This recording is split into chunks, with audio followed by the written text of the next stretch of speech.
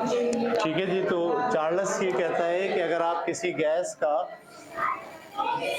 Temperature बढ़ाएं, उसको गर्म करना शुरू करें और प्रेशर को कांस्टेंट रखें, यानी प्रेशर इसको जो बट्टे रखे हुए हैं, जो प्रेशर हवा का पड़ रहा है बस वही पड़े, और इसका टेम्परेचर बढ़ाते जाएं, तो टेम्परेचर जैसे जैसे बढ़ता जाएगा वैसे वैसे इसका वॉल्यूम भी बढ़ता जाएगा, क्योंकि गैस क्या करेगी, यहाँ से एनर्जी लेगी, एनर्जी लेके फैलेगी, और फैलेगी तो उसका वॉल्यूम क्या होगा, ज़्यादा होगा। तो चार्ल्स क्या कह रहा है, वो कह रहा है जब किसी गैस का टेम्परेचर बढ़ाते हैं तो उसका वॉल्यूम भी बढ़ता है, और टेम्परेचर कम करते हैं वॉल्यूम भी कम होता है, बशर्ते ये कि प्रेशर कांस्टेंट रखा जाए। कांस्टेंट प्रेशर पर गैस का वॉल्यूम टेम्परेचर पे डिपेंड करता है। अगर टेम्परेचर बढ़ाएंगे तो प्रेशर वॉल्यूम बढ़ेगा, और अगर टेम्परेचर कम करेंगे तो वॉल्यूम कम होगा। कांस्टेंट प्रेशर पर गैस का वॉल्यूम टेम्परेचर के डायरेक्टली प्रोपोर्शनल होता है। गैस का वॉल्यूम डायरेक्टली प्रोपोर्शनल होता है किसके, टेम्परेचर के। कब, जबकि प्रेशर को कांस्टेंट रखा जाए। कांस्टेंट प्रेशर पर गैस का वॉल्यूम टेम्परेचर के डायरेक्टली प्रोपोर्शनल होता है। इस कानून को चार्ल्स का कानून कहा जाता है। ठीक है, टेम्परेचर बढ़ाने से वॉल्यूम बढ़ता है, टेम्परेचर कम करने से वॉल्यूम कम होता है, बशर्ते के प्रेशर को कांस्टेंट रखा जाए।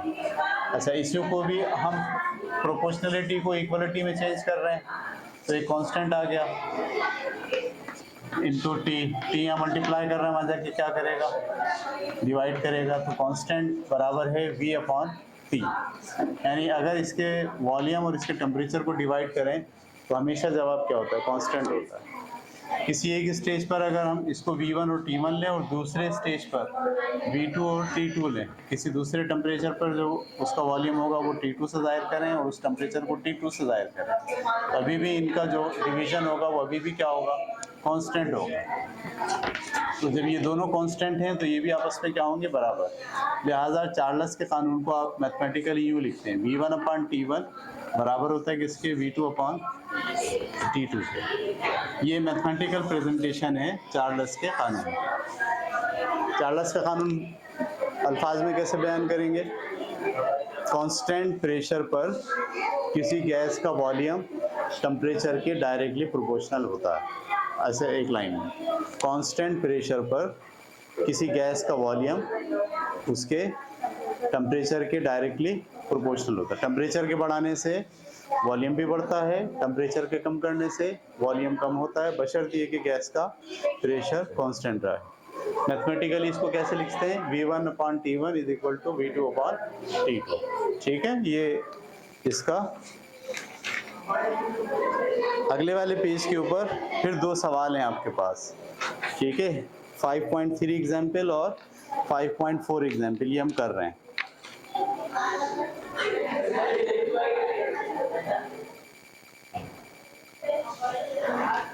अच्छा, इसमें टेम्परेचर हमेशा केल्विन में लेते हैं। अभी हम केल्विन क्या होता है, डिग्री सेंटीग्रेड क्या होता है, डिग्री फ़ारेनहाइट क्या होता है, ये हम फिजिक्स में आखिरी चैप्टर्स में पढ़ेंगे।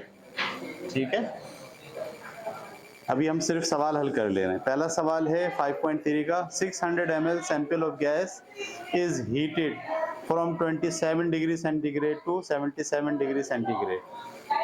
सही है, तो एक गैस है, उसका वॉल्यूम कितना है, उसका वॉल्यूम है 600 ml। 600 ml वाली गैस है, इसको आपने गर्म किया है। कहाँ से गर्म किया, कहाँ से शुरू किया, 27 से कहाँ तक गर्म किया है, 77। यानी जब आप गर्म करना शुरू कर रहे थे तो ये 600 ml थी, इस वक्त टेम्परेचर कितना था, 27। फिर आप गर्म करते करते कहाँ तक ले गए इसे, 77। अब बताइए उसका वॉल्यूम क्या होगा। ठीक है, तो हम इसका डेटा बनाते हैं सादा सा। वॉल्यूम क्या है, 600 ml।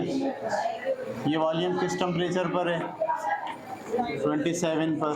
फिर टेम्परेचर क्या कर दिया 77, इस पर वॉल्यूम क्या होगा ये मालूम करना है, इस पर वॉल्यूम क्या होगा ये मालूम करना है। अच्छा ये जो 27 है इसमें 273 ऐड करते हैं इसको केल्विन बनाने के लिए, 273 ऐड करेंगे ये बन जाएगा 300 केल्विन। क्यों करते हैं ये हम अभी किसी फिज़िक्स में जब हीट का चैप्टर पढ़ेंगे तो वहाँ इसको बहुत डिटेल में मुझे पढ़ाना है आपको। 77 में भी 273 ऐड करेंगे तो ये क्या बन जाएगा 340 या 50 27, हाँ 350 केल्विन। अब हम फार्मूला लगाते हैं V1/T1 बराबर होता है किसके V2/, हमको मालूम क्या करना है V2, T2 यहाँ डिवाइड करना मान जाकर क्या करेगा multiply V1 × T2 divided by T1।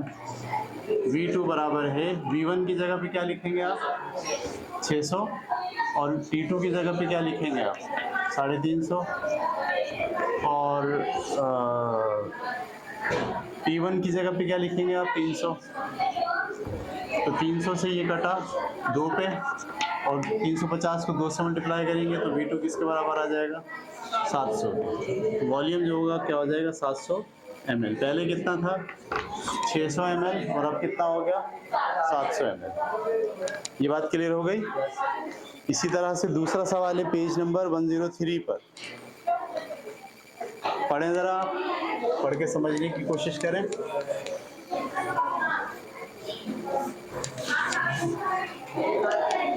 A sample of hydrogen gas of a volume 350 cm³ at 40 degrees centigrade. If gas is allowed to expand up to 700 degrees cm³ at constant pressure, find out the final temperature.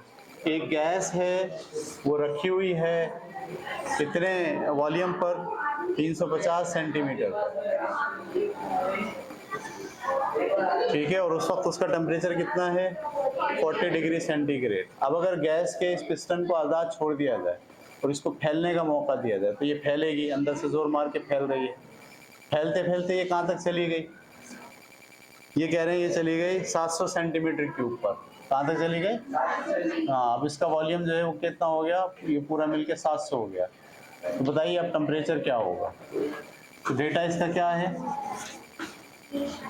V1 कितना है 350 सेंटीमीटर³, उस वक्त T1 कितना था 40 में कितने जमा करेंगे 273, कितना आ गया 313।